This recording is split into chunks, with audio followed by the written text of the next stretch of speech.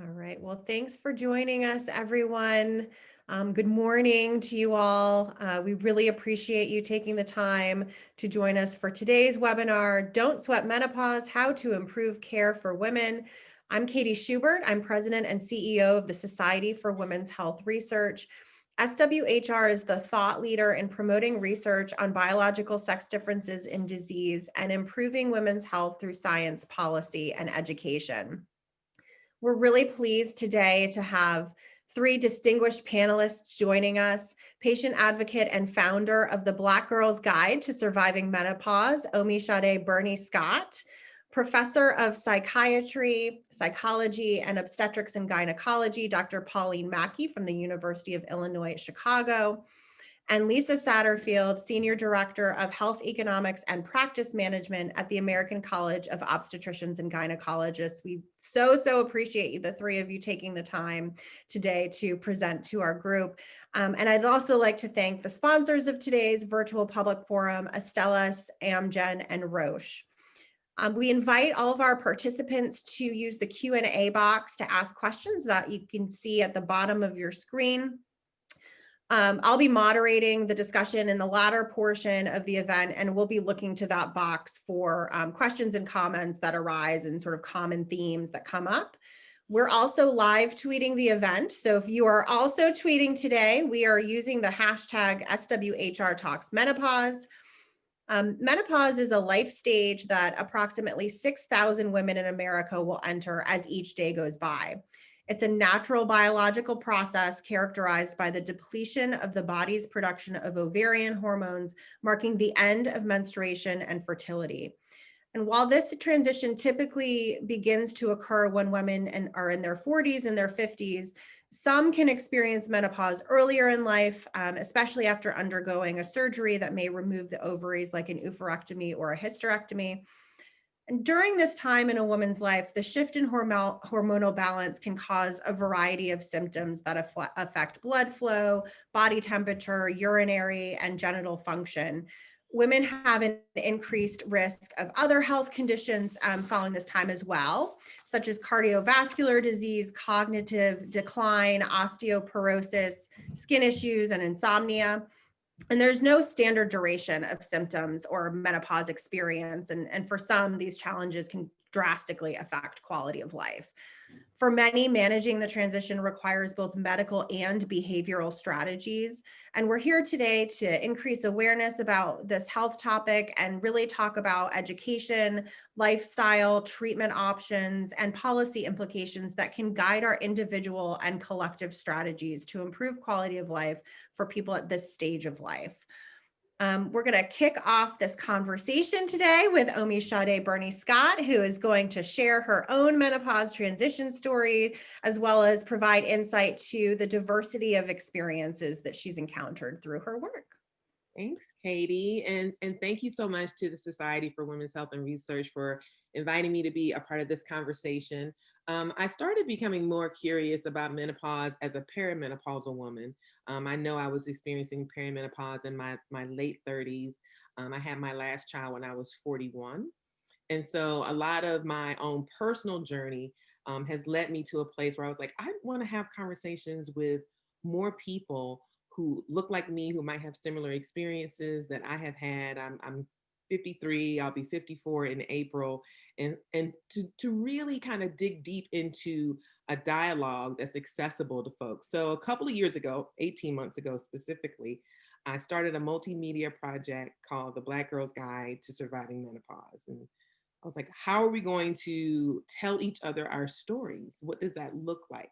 How will we make these stories available and accessible to a broader community of people? I was like, well, I can do a podcast.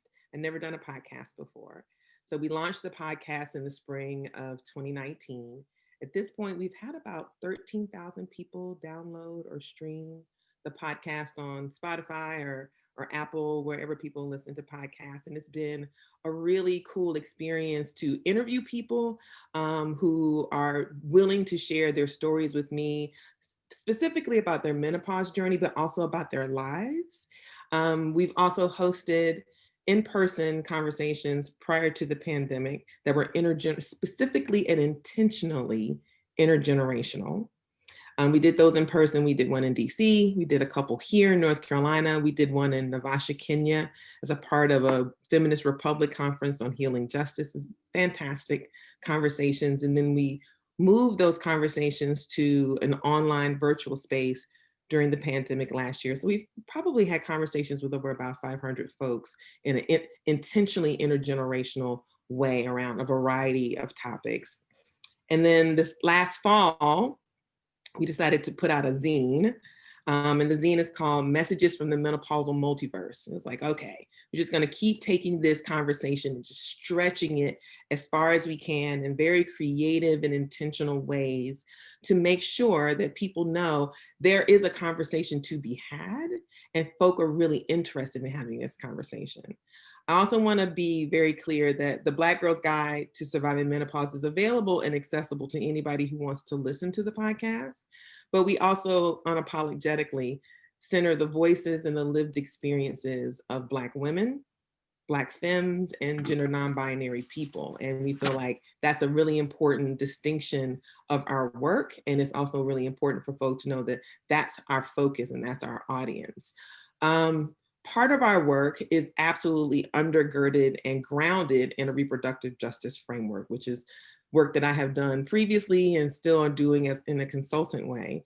And we know that menopause is a critical aspect of reproductive justice, but it's often ignored or it's not fully talked about or expressed or addressed in repro justice. And so we feel like the work that we're doing around Black Girls Guide in these conversations is to be more intentional about RJ expanding the framework to include menopause and the experiences of people who are experiencing menopause.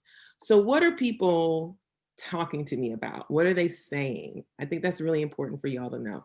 People who agree to be interviewed or come to these intergenerational conversations are really, really curious, of course, around how they are experiencing their own unique physical manifestations during menopause. What does that look like for them? Are they having hot flashes? Are they having brain fog? What's insomnia, the weight gain? But also, folk are very, very focused on wanting to dive into deep topics like bodily autonomy and self-agency. Like, what does it look like for me to express bodily autonomy and have bodily autonomy as I continue to age, as I continue to navigate menopause, right? We've talked about pleasure and sexuality and sexual expression, and folks being very interested around like, what does sex and pleasure look like for me as I'm getting older and experiencing menopause? We've talked about creativity. We've talked about healing specifically from trauma that folk might experience from sexual trauma or domestic trauma or childhood trauma, but also the trauma that Black folk are experiencing from systemic oppression and racism. Of course, during this pandemic, we've talked quite a bit about grief and death and dying, and what does that look like? What space are people holding inside of their families around death and dying, and how they're navigating grief and what support they need around grief. And we talk about relationships, like my relationship to my friends, my children, people's relationships with their partners, with their spouses. You know, how do you engage in healthy relationships from the place that you are currently existing? So we are very, very much interested and committed to the normalizing of this conversation, the normalizing of the conversation around aging and menopause, and that menopause is not an illness. Aging is not an illness. It's a part of life. And as a part of life, there will be ways in which I might experience it that's different from other people. And we want to validate people's experiences through their first person narrative. So we're very clear that the stories that get out there expand the conversation. They empower people to have more agency of their experiences. And it also disrupts societal tropes around what you should be doing or what you should look like in your 50s, your 60s, your 70s, or 80s. And it's really important for younger people who are engaged in these conversations as well to see that early on.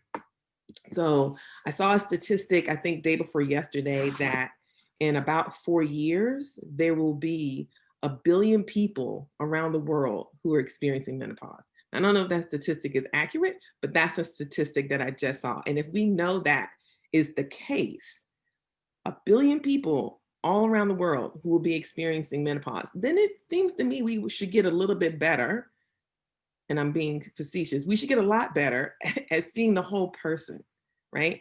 And for me, the whole person falls in a couple different categories. The whole person means I want you to be concerned about how I'm experiencing menopause and aging physically, mentally, and emotionally. The whole person, not just what my physical manifestations might be, but also what am I grappling with my emotions, with my relationships, with work and work-life balance, my mental health, depression or anxiety, like all of those things. And I also know that my identity, my intersectional identity, should also be a part of the whole person approach. I identify as a cis, hetero, Black Southern woman. Cis means I was born a woman. I identify as a woman, so my gender is female or woman. I'm Black and I'm Southern, but I also have other identities that are just as critical for whomever's providing me care to be aware of, affirm, and respect. I'm a mom, I'm an activist, I'm an advocate, I'm a feminist, I'm a creative. And all of those identities impact how I'm experiencing aging and menopause in the world. And so for whoever's providing me care, whether it's my OBGYN or my primary care physician or a nurse practitioner, my intersectional identity should be present in that conversation. My personhood should be present in that conversation. And we need to also be clear that there are people who are experiencing menopause or perimenopause who don't identify as a woman. They don't identify as female. So if you have a patient that you are providing care to who identifies as trans or gender non-binary or queer, it's important for you to know that person's identities and how you can best support them in what they're experiencing. We live in a country that invisibilizes the experiences of BIPOC people, Black, Indigenous, people of color, and also centers youthfulness. So representation matters, advocacy matters. I know that Lisa's going to be talking about policy and advocacy work. It matters, it really does, to have people who are willing to unearth and hold and support a diversity of experiences, a diversity of voices, of truths, of lived experiences. There's some amazing groups that we've had an opportunity to work with over this past year who are committed to this diversity of voices. We've worked with Menopause Whilst Black, which is Karen Author. She's fantastic. She lives in the UK. She's doing tremendous, amazing work with Black women in the UK. It's a podcast. We've worked with Hello Perry and Hot Flash and Memos to talk about this full spectrum, right? The full spectrum of our experiences with perimenopause, menopause, postmenopause, and fantastic, frank, funny, candid conversations. Nina Collins with the Wolfer, Electra Health, Women's Health. These are groups and organizations that are clear. There are people who are having so many amazing and unique experiences that need to be validated and also need to be shared. The sharing of those things really does help us get away from the stereotype of what you should look like, act like, and feel as you age and as you experience menopause. So I'll end this by saying that if we're going to improve the care of people who are experiencing menopause, we have to first center their personhood. Centering their personhood means that people become much more clear and intentional around the intersectional identities that a person is walking with. And we also need to treat the whole person. How are they experiencing it physically? How are they experiencing it emotionally, culturally, right? All of those things matter, and all of those things center that person and give them the ability to experience what I like to call exquisite care. Thanks so much. Thank you so much, Omishade. We so appreciate your willingness to share and your advocacy on behalf of yourself, but also countless others who are experiencing, this life stage transition. So I'd like to now invite Dr. Pauline Mackey to talk about the treatment options that are currently available or emerging, and touch on areas of provider and patient education that can improve care. Thank you. Thank you, Katie. And thanks to SWHR. For those of you who are tuning in for the first time, you might not know that they do amazing work on a range of topics: migraines, Alzheimer's disease, sleep. And it's really exciting to be a part of this panel to talk about something that all women who live into late life will experience, and that's the menopause transition. And I really just value the words that Omi Shade just said about recognizing the range of experiences that people have in the menopause and how that intersects with their identity in their own personal journey. And I think that's very valuable. I was asked to talk about treatment options. So what do we treat? We treat problems, right? So we're not going to treat everything in the menopause transition, are we? Because for many women, there aren't what we call bothersome problems. For many women, there are. So we want to be careful not to pathologize the menopause, while at the same time recognizing that for some women, and hearkening back to Ami Shade's point that it's different for different women. For some women, this is a very difficult time, right? And research has shown that there are different constellations of symptoms that women can experience. So for example, there's about 25% of women who really don't have severe symptoms and might not be seeking treatment. There's a subset of women who seem to have everything. They have the hot flashes, they have the sleep, they have the brain fog, they have the mental health issues, the depression, the anxiety. Other women don't have a lot of hot flashes, but for them, the psychological experience is quite bothersome. And so when we talk about treatment, it's important to recognize that different women will want different answers or different solutions or different options to discuss with their providers. I would love to tell you, go out and see your provider and have an informed conversation about the menopause. One of the main conclusions from SWHR's roundtable, where we gathered experts from different spheres in menopause, is that there is a dire need, and I'm sure we'll see this in the chat, a dire need for a better informed workforce about the menopause, right? So there are places you can go to find people who are expert in treating women and having discussions about menopausal treatments.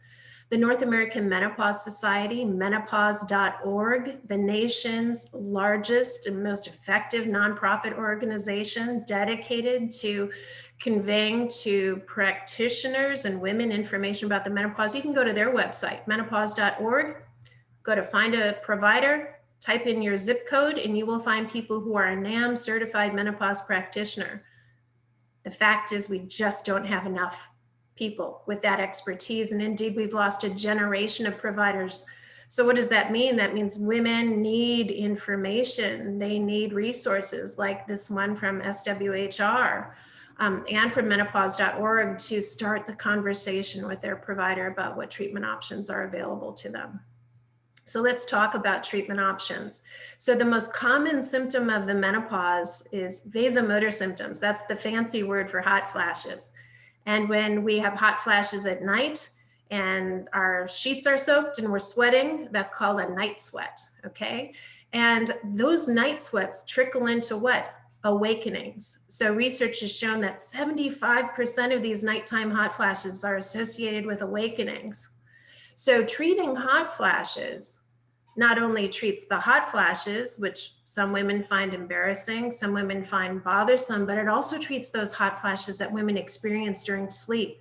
And there's a whole new science about the importance of quality of sleep, right? So what's the evidence for this? Well, the good news is that scientists, researchers, medical societies have all agreed, there are consensus statements that the gold standard treatment for these symptoms is hormone therapy. That is estrogen alone if you don't have a uterus, or estrogen plus progesterone if you have them. There are Food and Drug Administration approved therapies, and there's so much misinformation about the safety on these products. So the blanket statement I would say is that 20 years after the Women's Health Initiative, that big study that made women a little cautious about hormone therapy, 20 years after that study came out, there is consensus that it's safe. Of course, it has to be consistent with your values, with your needs, with your wants. And so you need to have these discussions with your providers. But for young women in particular, young here, it's all relative, right? 50 to 60, on average, the benefits outweigh the risks. Okay, so hormone therapy is really a good option for vasomotor symptoms. Some women have mood issues during the menopause transition. The majority of women who have a history of major depressive disorder will experience a recurrence of that episode during the menopause transition. That's a big deal. So how do you treat that? You treat that with whatever worked for that woman prior to the menopause transition, and you treat her menopause symptoms with something like hormone therapy if she's also experiencing those symptoms. Now, something that doesn't get a lot of discussion, and I'm really hoping that Lisa will talk about this, is vaginal health. So with the decline in ovarian production of estrogen, vaginal health changes. And there we talk about vaginal estrogens, which are a wonderful opportunity. The importance about treating vaginal symptoms like dryness, pain with sexual activity, the importance of that is that some of those changes aren't reversible. So if you delay a treatment too long, some of those changes will always be there. And so that's a really important conversation to have with your provider. How do we keep our vaginal health sustained as we age, which is important to women, regardless of their partnership status, by the way. And then the third thing that we always want to talk about is, what about women whose values aren't consistent with, or whose health history is not consistent with hormone therapy? Are there non-hormonal options for these women? And there are. There are evidence-based behavioral therapies. Cognitive behavior therapy is an option. And there are selective serotonin reuptake inhibitors, fancy name for antidepressants, which can be effective in treating vasomotor symptoms, those hot flashes. So those are options. But there's really exciting news coming forward, that there's a new line of therapies for treating hot flashes that target what's called our hypothalamus, the thermostat in our brain. And estrogen treats the whole thermostat, if you will.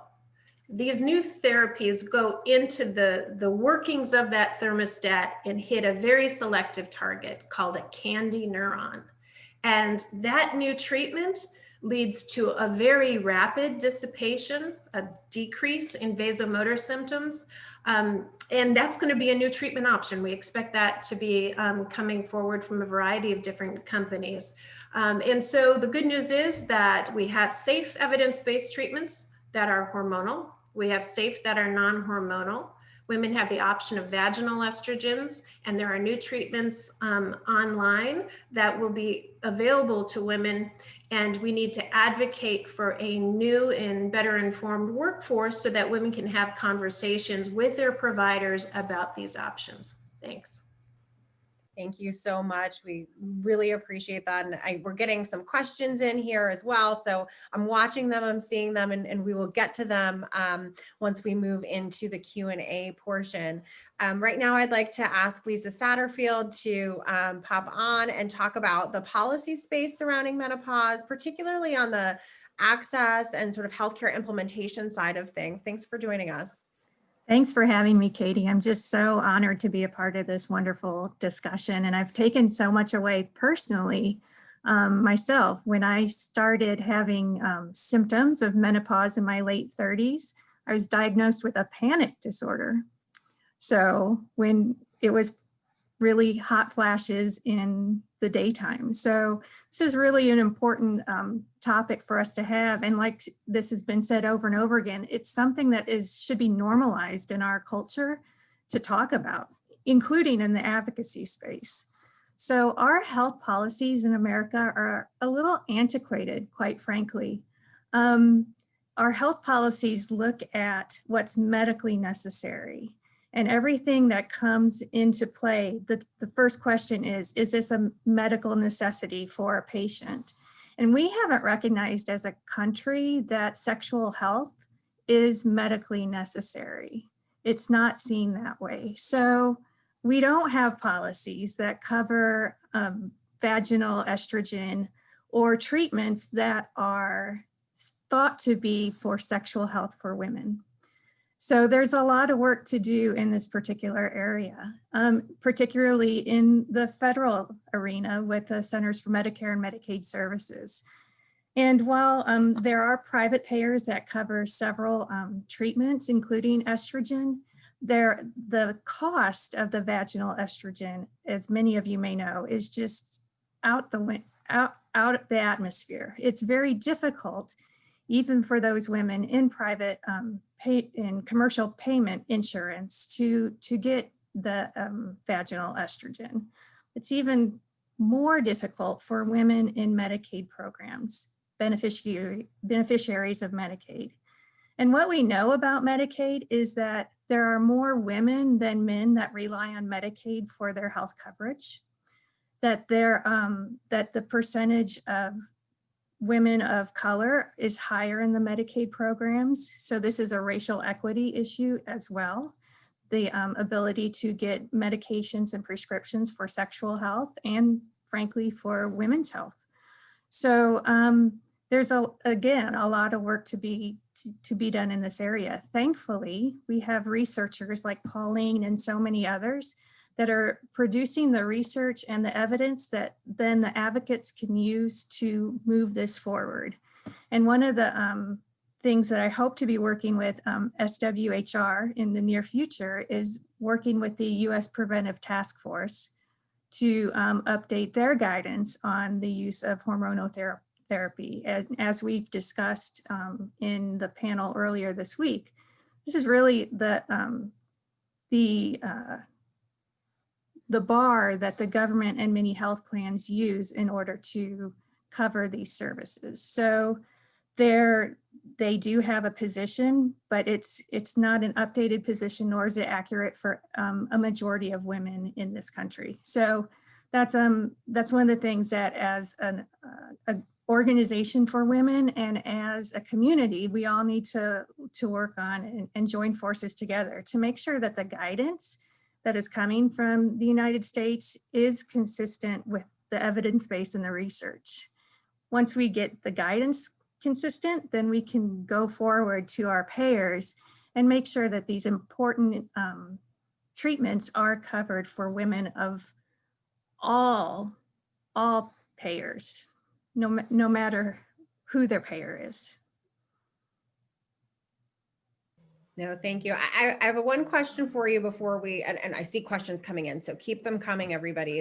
We can see them and we'll get to, I see some common themes and a couple of things I want to tackle. To your point, Lisa, about CMS and sort of looking at those populations, is there anything that we can sort of do as a whole, sort of within the advocacy space?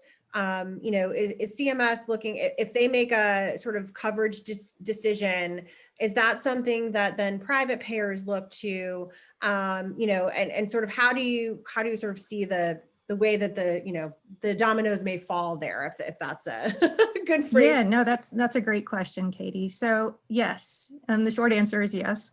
The way health policy works in America is the Centers for Medicare and Medicaid Services typically cover age 65 and up, right? So our older population's been around for years. They come out with policies that Medicaid programs and private payers often look to set their own standards. So for example, during the COVID crisis, Medicare came out with several policies that opened up telehealth and released a lot of telehealth barriers. And then therefore, what followed is Medicaid programs and private payers also released their telehealth regulations so that more people could engage in telehealth.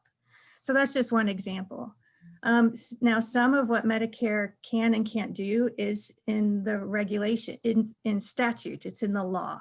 So there may be some work that we need to do to change the Social Security Act to make sure that there aren't limitations to sexual health there, because CMS is regulating what comes down from the law. Then CMS can determine this as a benefit, make a national coverage decision is what they call it. And then other programs can look to this and say, hey, so if CMS says this is okay, maybe we should look into covering this as well. No, that's really helpful. Thank you for clarifying that. Another question related to that, and then I want to get to some other questions that are coming in that I think everybody probably has some good perspective on. Do we know, and Pauline, you may know this, Naomi Shade as well, do we know what percentage of women in the US are likely to have, and the question is sufficient coverage for the required hormonal and non-hormonal therapies? And it's just a general comment that they're surprised to learn about the limited coverage and sort of how that came to be. So do we have data on that? Have we heard of any sort of data that we can then use to talk more about sort of where we might want to go?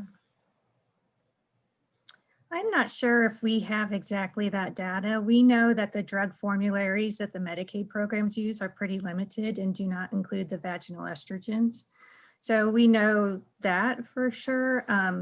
But the coverage of the commercial plans is so dependent on the relationship between the insured and their employer, and also the plan. So there are a lot of complicated issues in there. If you're employed and your employer picks a plan that may not be comprehensive or may not include a specific formulary, then you may not have coverage that you think you might have. So it's really important for those that are employed and receive care from private plans, know and talk to their employers about the coverage options there as well.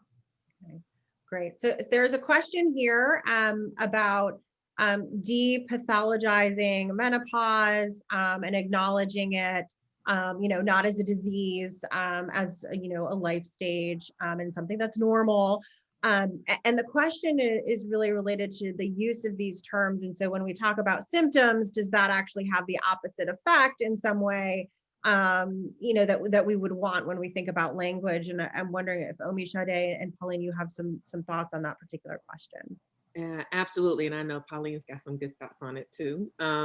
Language matters across the board, right? Language matters in terms of how we identify people. Language matters in terms of how we talk about what we are experiencing, because there's a cultural aspect to it. If the language is pervasive, that problematizes and talks about symptomology, which talks about treatment plans, then people are like, oh, well, I've heard this language before.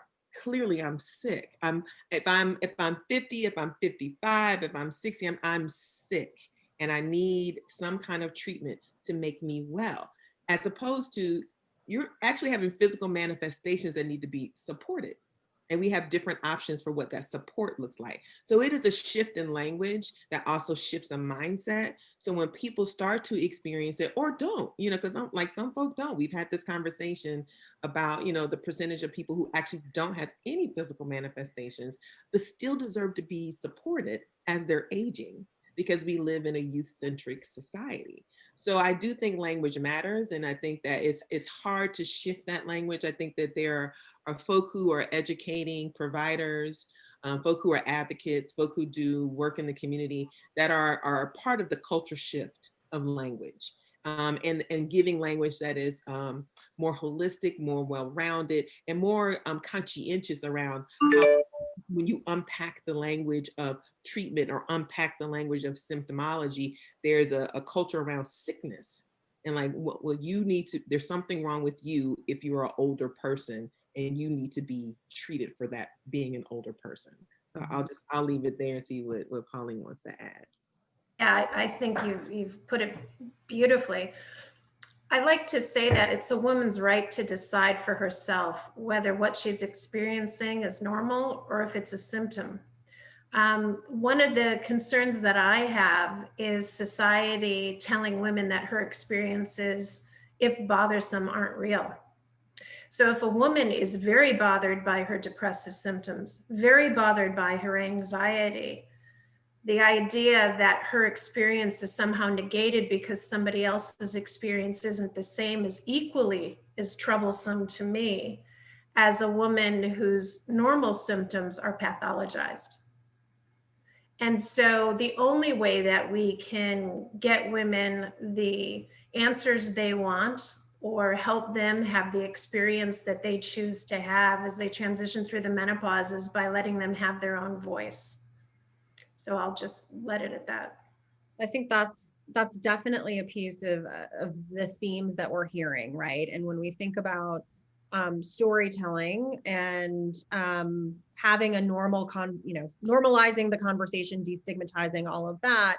I wonder if Omishade, you can talk a little bit about the power of telling your story and sort of what that might translate into. I know in our world, obviously, there's great power in having people talk about what they're experiencing, which then informs both, provider care, but also the sort of patient or person perspective and the policy. Oh, certainly, certainly. The conversations that we got to have earlier this week with the roundtable, we talked about the power of story and how story not only translates to people feeling more empowered with their own voice, right? So you bearing witness to my story makes me feel more powerful about my agency and my personhood, but also shifts the way you think, right? So it changes, it's a culture shift again. And also story impacts policy work. So when we start to share these stories in intentional ways, we start to excavate how different people are experiencing menopause, you start to look at the landscape differently, right? You start to think about the people differently, the landscape differently, the lived experiences differently. And that impacts everybody in a way that makes this care conversation, this care posit that we were talking about, it increases what the care can look like, right? From the provider standpoint, like if you're listening to the stories of a person who identifies as trans or as gender non-binary or as queer, or someone who is coming to a situation where they're experiencing, they're coming from an environment where they were economically distressed or whatever the case may be, it shifts the way you see the person. It shifts the way you understand what they need in terms of support and care. That also shifts what policy looks like.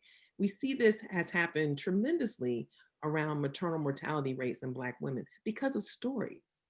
We were having all this data, so much data was coming out around the really, really disproportionate amount of Black women experiencing mortality as a result of childbirth. And we're like, what is the deal with that?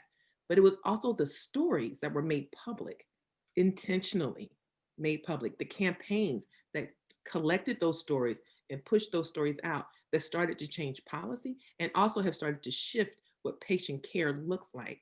So I think that the same thing is possible and necessary for menopause. It is really critical to be able to illuminate what are the lived experiences of people who in this country have been invisibilized or othered, and how are they experiencing menopause, and how will that shift what care looks like, and how will that shift what policy looks like. No, thank you. That's really helpful. And obviously, having had that conversation earlier this week through the roundtable, thinking about the power of that voice and that groundswell of support for that culture shift that is required to happen, I think is really critical, particularly in this space where, if people aren't talking about it or they're talking about it and aren't being heard, then we have a real problem. And so I think there's a real opportunity here for us to be able to really think about what we can do to amplify and normalize these conversations. There's a question here about healthcare provider education and this idea that, and actually there's a couple of them, sort of one also talking about, oh, I find my general practitioner doesn't really have more information. I guess this may be a question for each of you, but starting with Pauline, sort of, are there strategies or opportunities that we can think about surrounding both provider education and then I guess on the other side, what would I need to know, right? If I want to go in and have a conversation with my provider, sort of high level thoughts I might want to share with them, other than I'm kind of concerned I'm going into this transition. And then it's like, I don't really know exactly what else I'm looking for, but I think it's twofold, right? Like on the provider side, are there things that we could be doing so that there's some thought at the different healthcare provider levels as well to be bringing this up? And then from the sort of patient person perspective, what do we need to know? Yeah, thank you for the question. 2 decades ago, providers were well informed about treatment options. It was not difficult to have a conversation with providers. After the WHI, we lost a generation of trainees. When I was giving a residence lecture, I asked how many residents had a lecture, how many of them had been exposed to menopause research or treatment option. And on average, it was 0. So on average, none of them had had any training in the menopause, even though this is a universal experience for women. So just think about that for a second. That's pretty astounding. No training whatsoever in this universal experience. And part of this is because of some of the stigma around hormone therapy and some of the research that came out. So what are people doing to address this? Well, there are localized efforts to better train providers in this space. There are organizations that are working to educate providers in this space. My personal prediction is that with this new range of therapies for vasomotor symptoms that are non-hormonal, the ones that attack the candy neuron or that treat the candy neuron, if you will, the conversation is going to reemerge as a byproduct of this new therapy. It's unfortunate that that's what it might take, but I do think that will be an entry point. So what do women do, Katie? To your point, unfortunately, the burden falls on women to be their own advocate and to tell their provider that they, in cases where this is the case, they need to advocate for treatment. They need to say, if they're having hot flashes that are impacting their work and their sleep and their quality of life so much that they want a treatment option, they need to advocate for themselves and say, you need to be comfortable prescribing this to me. And, the resources that are available, again, from NAMS for providers, checklists, apps, decision trees that you can go through. MenoPro is an app where a woman and her provider can go and see if hormone therapy is safe for her. Women are going to have to advocate, unfortunately, for themselves with evidence-based information. And again, I go back to menopause.org for that, which is really evidence-based. And Katie, may I add something as well? I mean, and our graduate medical education programs, obviously they need to take a look at the curriculum. There's so much for our physicians out there that they have to keep up with. There are just the evidence, the research, in addition to payment, practice management issues, the amount of data that a physician is responsible for and the changes that occur every year is it's just overwhelming. So somehow we got to figure out how to help our physicians in this time, because there's just so much that it's discouraging to them to have to keep up with everything. So as patients, we need to help as well, but also as advocates. And I just also wanted to share that these the stories are so important for us as advocates, right? So we don't want the whole advocacy to be the story. We need the data and the evidence as well. But marrying those two together is when we really see change happen. So the more stories we have to marry with this data, the more policymakers will listen. So. Yeah, no, absolutely. I think that's really important. There's been a couple of comments I can see. I'm looking at a couple of different streams here. Thinking about when we talk about healthcare providers. So I want to just provide some insight from our sort of conversation that we had earlier this week in our roundtable, and because this did come up. So we talked a lot about this includes OBGYNs. It also includes family practice. It includes physicians, nurses, nurse midwives, as well as nurse practitioners, sort of any healthcare provider that you, as, a person seeking healthcare, feels comfortable, talking to. And so the idea behind sort of this provider education thought, and I think to your point, Lisa, the curriculum too really needs to be sort of cross-disciplinary as well as across healthcare professional levels, I guess I would say. So I think that's really important too.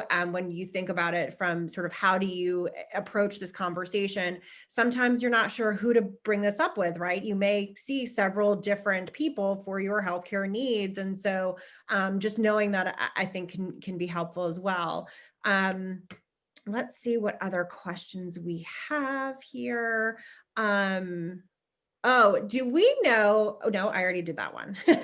do we have data? I think that this is another piece of this, right? Like when you think about research, and a lot of times we talk about research with respect to, again, disease states and looking at pathology and understanding sort of why things end up the way that they are. Are there additional research needs that you all see? And again, that can be what we think of as patient-centered or patient-focused.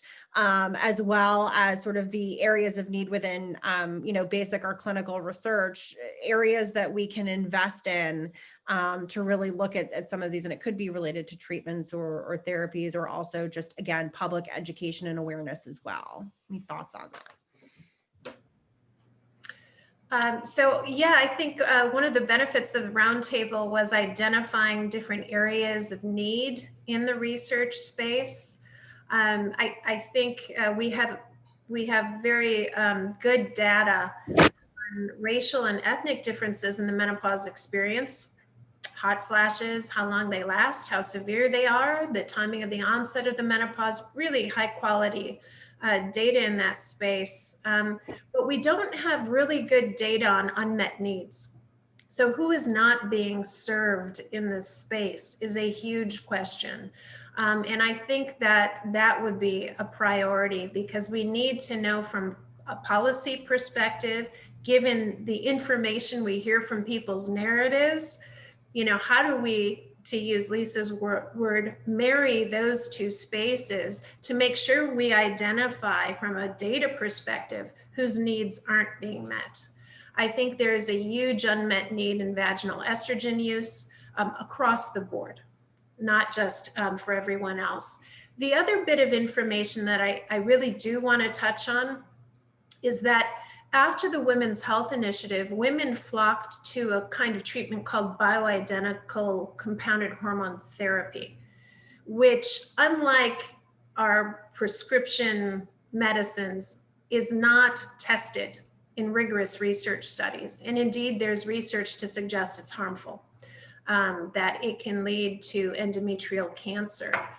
Women need information and really good data on the safety, the relative safety of different formulations, including bioidentical hormone therapy, so that they can understand what treatments don't work or what treatments are harmful. I think that's another really important space, because as the FDA approved therapy prescriptions went down, use of this bioidentical hormone therapy went up because women were told that it's safer. And it's not safer. And so that's a really important space for us too. How can we best inform women about the data so that they can make informed decisions for themselves? I just want to piggyback on what Pauline just said around the data and the research around who's not being served, and the implications of that. I think that we've learned a lot about health disparities and the impact on Black and Brown people, Indigenous people. What I don't think that we've done enough research on is the impact of LGBTQ folks, specifically trans people and non-binary people who are experiencing menopause, and also for trans folk who have been on testosterone for a number of years, and what the impact of T has been on their menopause experience or on aging. And we have a generation of folk who have been on testosterone now for 20 years or more. And I don't know what research or data there is out there about what they're experiencing and what their care should be when they're interacting with their physician, whether that's their OBGYN, their primary care physician, or a nurse practitioner. So I think that data research feels really important and critical. I also saw somebody, if you will, let me do this, dropped in the chat a question around like preparing people to have these conversations with their doctors. So I liken what we need to do to what has been done around birth work. You know, the like the uptick of birth plans has gone like so.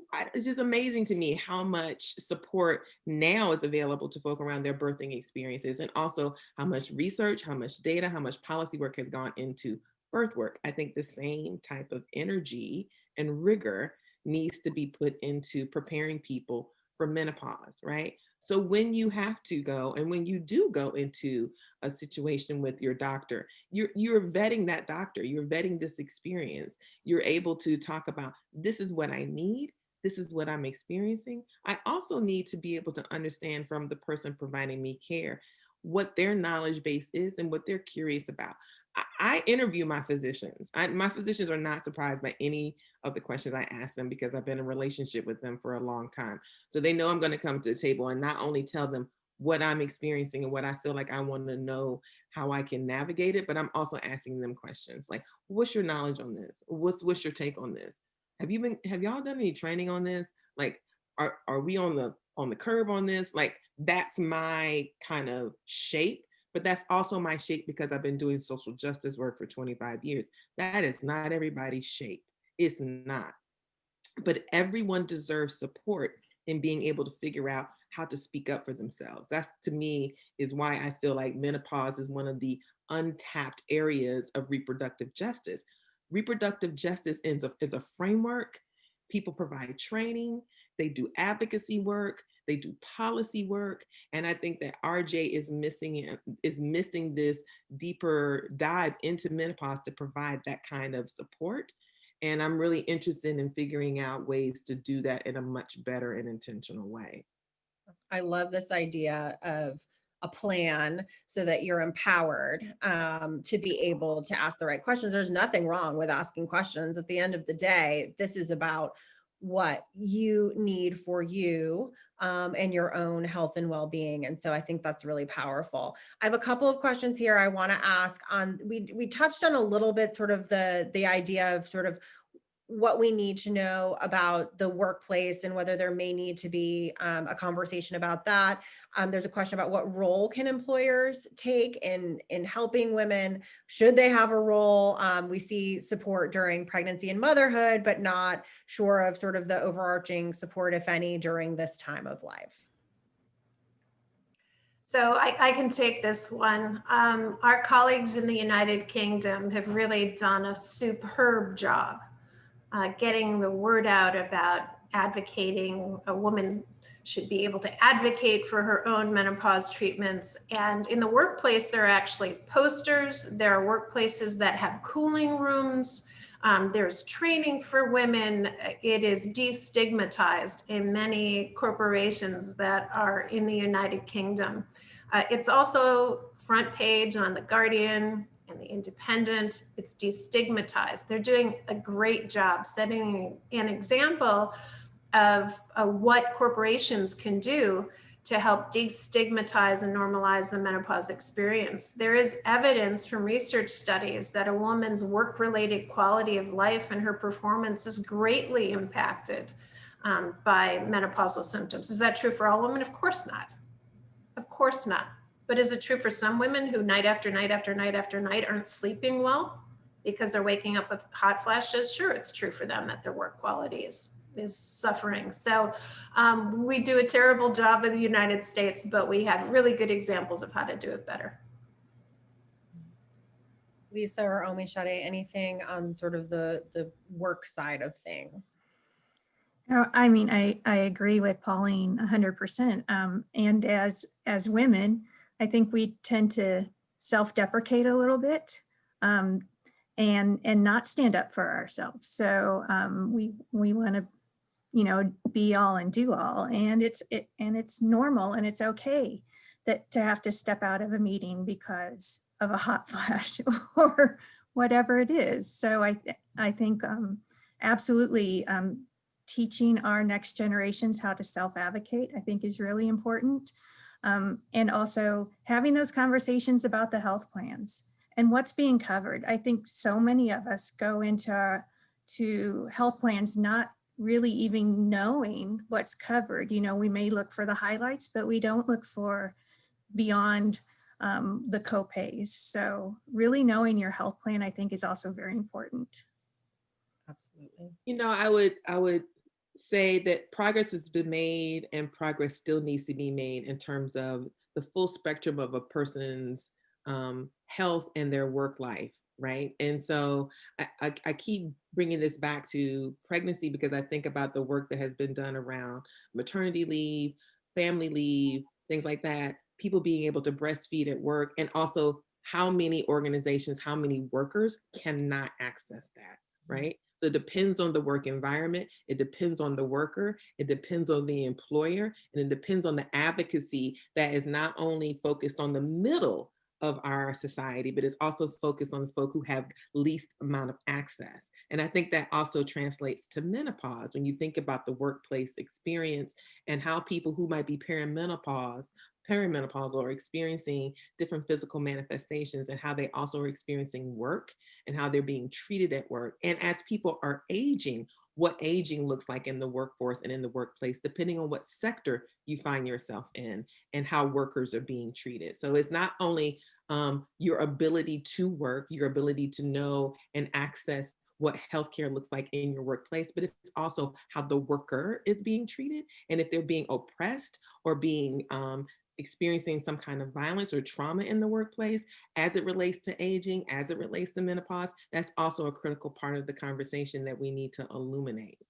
No, I think that's exactly right. And as something that we're seeing as sort of other, in other areas, we're able to make progress, whether there's opportunities that we can learn from for sure related to that. And at no time right now is it more such a strange time for us to be thinking about our work-life balance and things that we need when, you know, we're all potentially at home or struggling to figure out sort of what that reality looks like.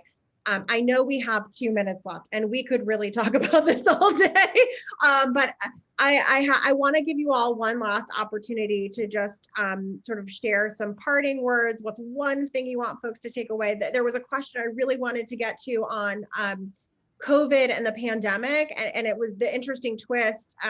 You know, obviously we think about sort of how this has changed sort of care and sort of how we deal with things, but this idea that the healthcare workforce is predominantly female, and so thinking about sort of that from that angle, so the use of, you know, PPE and layers and et cetera, when you're in a scenario is something that is very interesting. So I see that, I hear it. I think there's going to be lots of opportunity for us to take back through our future work. I want folks to know that you know, I'm not ignoring your questions. There's a lot of them, and we will be looking at all of them and thinking about sort of the future here.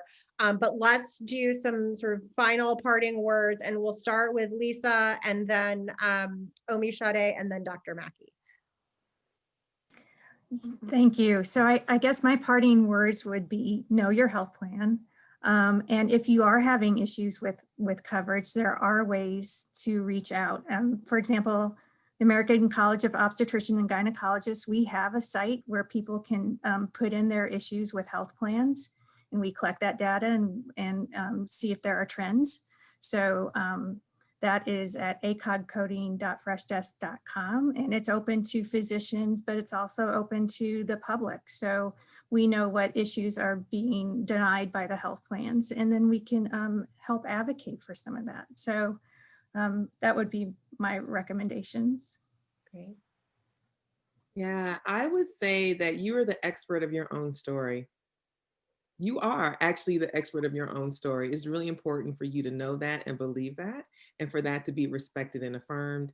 And I would also say that menopause is a portal to a new iteration of you, and it transforms who you are, but it also transforms all of your relationships. One of your relationships is your relationship with your healthcare provider, right? So whether that's your OBGYN or your primary care physician, it transforms everything, and you deserve exquisite care in that transformative process. Excellent. And I would echo that sentiment. You define your own experience. You define for yourself if something's bothersome, and you define for yourself if you want it treated. Don't let anybody tell you not to treat it. There are safe options if that's the route that you want to go. arm yourself with evidence-based information about this. In the United States, you can go to menopause.org or to ACOG. In the United Kingdom, you can go to the British Menopause Society, and wherever you might be in the world, the International Menopause Society has information for you and for your provider, and advocate for yourself. You're in a position to do so. Great, thank you. And I see lists of resources too coming in over the Q&A too, so we'll be sure to collect those. Thank you, all of you, for joining us today. To our amazing panelists, for your time, your insight, your really thoughtful comments. This is sort of part of a broader menopause program that we have here. So I want to take a minute to just thank, in addition to our panelists who also participated earlier this week with us, our full list of our group here who participated in our multidisciplinary closed roundtable meeting earlier this week.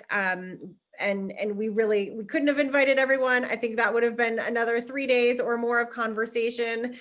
So we had to kind of pull where we could and really further this conversation. We're so appreciative to you. And thank you again to our sponsors as well, because we would not be able to do this really important work without that support. We will be sending out a recording of today's webinar to everyone who registered. So please keep your eye out for that email. And I'm sure there is more to come as we sort of have this broad conversation about health across the lifespan throughout different stages of life and our work at SWHR. So thank you, everybody, and have a great day.